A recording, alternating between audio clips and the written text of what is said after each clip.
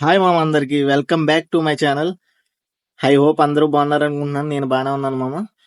ఈ రోజు పచ్చి నిజాలు మాట్లాడుకుందాం. కోవైట్ వచ్చిన తర్వాత కోవైట్ వాళ్ళకి ఈ విషయాలు చెప్పకూడదని నేను తమ్నేల్ పెట్టాను కదా, దాని గురించి పచ్చి నిజాలు మాట్లాడుకుందాం మామ. వీడియోలోకి వెళ్లే ముందు ఒక లైక్ కొట్టండి మామ. ఒక లైక్ చేసి ఛానల్ ఎవరన్నా కొత్తగా చూస్తున్నట్టయితే సబ్స్క్రైబ్ చేసి చూడండి మామ. ఇంకా వీడియోలోకి వెళ్ళిపోదాం రండి మామ.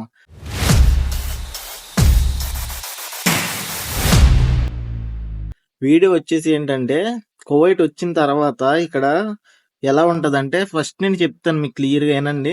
అంటే ఇక్కడ ఎలాగా ఉంటది అని మీరు తెలుసుకోవాలి ఈ విషయాలు. ఇండియాలో ఫ్లైట్ ఎక్కి ఇక్కడ దిగుతావు కదా, కువైట్లో దిగిన వెంటనే నిన్ను తీసుకురావడానికి కువైట్ వాళ్ళు వస్తారు మామ. కువైట్ వాళ్ళు వచ్చిన తర్వాత కువైట్ వాళ్ళు అసిస్టెంట్ ఉంటారు, వాళ్ళు లేకపోతే ఎవరొకరు నిన్ను తీసుకోవడానికి ఎయిర్పోర్ట్కి వస్తారు. వచ్చిన తర్వాత మీరు ఇక్కడ కువైట్ ఎయిర్పోర్ట్ లో దిగ్గానే మీకు శాలరీ పడుతుంది. శాలరీ కౌంట్ అవుతుంది. మీరు మంత్ ఎండ్ లో వచ్చారనుకో, 2-3 రోజులు, కొంచెం మంత్ ఎండ్ లో వచ్చినప్పుడు 2-3 రోజులు ఉంటాయి కదా, ఆ 2-3 రోజులు కొంతమంది ఏం చేస్తారంటే అది రెస్ట్ తీసుకోమని చెప్పి ఫస్ట్ నుండి మీరు డ్యూటీ ఎక్కుతారు. డ్యూటీ ఎక్కిదాకా ఇక్కడ అంతా బాగానే ఉంటది. డ్యూటీ ఎక్కిన నుండి ఒక 6 months మన కువైట్ వాళ్ళు అసలు పట్టించుకోకపోవడం అంటే పని చెప్పరని కాదు, పని చెయ్యాలి.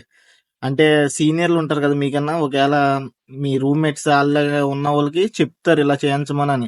ఎవరు లేని వాళ్ళు అయితే కోవిడ్ వాళ్ళే. నీకు లాంగ్వేజ్ ప్రాబ్లం ఉంటుంది మనం ఇక్కడికి వచ్చిన వెంటనే. లాంగ్వేజ్ ప్రాబ్లం ఉన్నప్పుడు ఏమవుతుందంటే, అది సైకిల్ తో చెప్తారు. సైకిల్ అంటే యాక్టింగ్ చేస్తారు, ఇలా రా, ఇలా ఇలా తే, దాన్ని ఇలా తే అని చెప్తారు వాళ్ళ భాషలో. అవి చెప్పినప్పుడు నీకు అర్థమవుతా ఉంటది. వాళ్ళు సైకిల్ చేస్తారు కాబట్టి నువ్వు వెళ్ళి చేస్తావు. నువ్వు వాళ్ళు పట్టించుకుంటలేదేమో అని నువ్వు మైండ్ లో ఉంటది నీకు.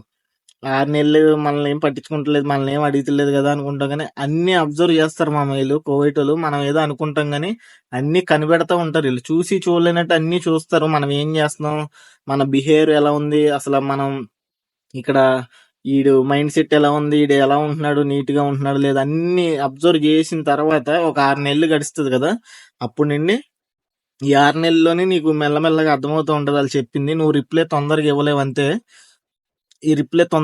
నువ్వు అంతే. వాళ్ళకి చెప్పిందంతా నీకు అర్థమవుతూ ఉంటుంది. అర్థమవుతున్నప్పుడు ఏమంటది అంటే, నిన్ను ఫస్ట్ ఎలా అడుగుతారంటే వీళ్ళు, ఇప్పుడు నీకు అర్థమవుతుందని తెలుసు కదా, నువ్వు వచ్చిన దాంట్లో వాళ్ళకి రిప్లై ఇస్తావు. నువ్వు ఇంగ్లీష్ లోనో దేంట్లోనో సంథింగ్ హిందీలోనో దేంట్లోనో రిప్లై ఇస్తావు కదా. రిప్లై ఇచ్చినప్పుడు వాళ్ళు నిన్ను ఏమని అడుగుతారంటే, ఫస్ట్ స్టార్టింగ్ చెప్తాను ఇక్కడ, చాలా ఫన్నీగా ఉంటది. ఇవి తెలుసుకోవాలి మామ. అయ్యి ఫస్ట్ నిన్ను ఏమని అడుగుతారంటే, ఇండియాలో ఏం పని చేసేవాడు నువ్వు, ఖాళీగా ఉంటారు కదా ఇండియాలో ఏదో పని చేసుకుంటారు, ఏం పని చేసేవాడు ఇండియాలోనే అడుగుతారు ముందు. అప్పుడు నువ్వు నేను తోపు నేను తోపు నేను తోపు అన్న నేను తోపు నేను తోపు నేను తోపు అన్న చెప్పుకున్నావు అనుకో అమ్మ, నేను తోపు, నేను ఆ పని చేసేవాడిని, ఇంటికాడ ఆ పని చేసేవాడిని, నేను ఏసీ మెకానిక్, నేను ఎలక్ట్రిషియన్, నేనేమో తాపి పనికి వెళ్ళేవాడిని, లేకపోతే నేనేమో డ్రైవర్ని, బండి పడుకోబెట్టేవాడిని ఇండియాలో. ఇవన్నీ చెప్పామనుకో మనం, ఇప్పుడు హౌస్ బాయ్ కింద వచ్చిన, గెస్ట్ హౌస్ బాయ్ కింద వచ్చిన, డ్రైవర్ కింద వచ్చిన, పని చేసేవాడిని, నేను ఎలక్ట్రిషియన్ పని చేసాను అని మీరు చెప్పారనుకో, మీ కర్మ కాలి వాళ్ళకి చెప్పారనుకో, మ్యాటర్ మొత్తం వేరేగా ఉంటది మామ. ఎలా ఉంటదంటే, ఫస్ట్ ఏమంటారంటే, ఇంత వాజిద్ జైన్ వల్ల వాజిద్ జైన్ మియా మియా ఇంత ఇంత మియా మియా షుగర్ ఇంత అంటారు. అంటే అర్థం ఏంటంటే, నువ్వు చాలా మంచోడివి, నీ పని చాలా బాగుంది, నీ పని చాలా సూపర్ ఉంది, నీ పని నీకు అన్ని వచ్చు, నువ్వు తోపు కింగ్ అంటారు.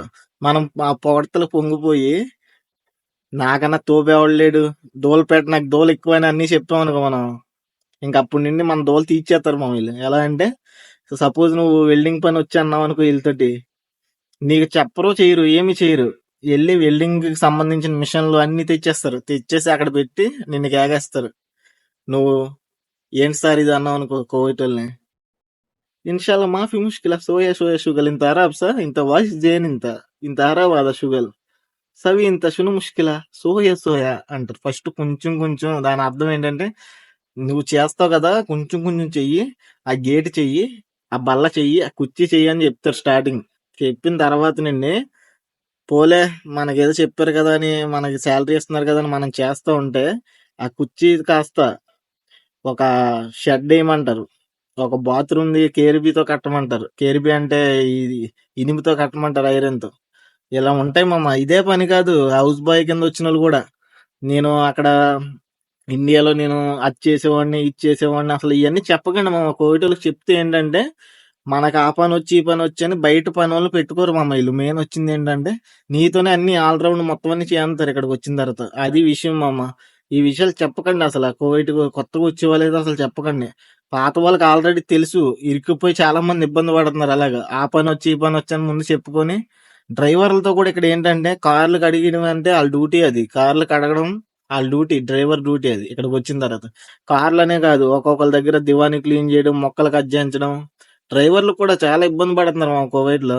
మీరేదో అనుకుంటారు కువైట్ వచ్చేద్దాం, కువైట్‌లో చేసేద్దాం అని.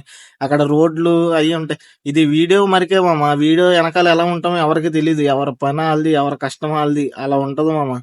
నువ్వు ఎప్పుడు ఈళ్ళు పొగిడినప్పుడు పొంగిపోకూడదు మామ. ఈళ్ళు పొగిడినప్పుడు నువ్వు ఫస్ట్ వచ్చి ఏం చెప్తావంటే రాగానే అడిగారనుకో, ఏం సిగ్గు లేకుండా చెప్పేయి మామ. ఏంటంటే, నేను ఖాళీగా ఆవరాగాలు గాలోల్లా తిరిగేవాడిని ఇండియాలో. అందుకని నన్ను ఇక్కడ తోలేశారు అని చెప్పుకున్నావనుకో, ఇంకా గొడవ ఉండదు మామ.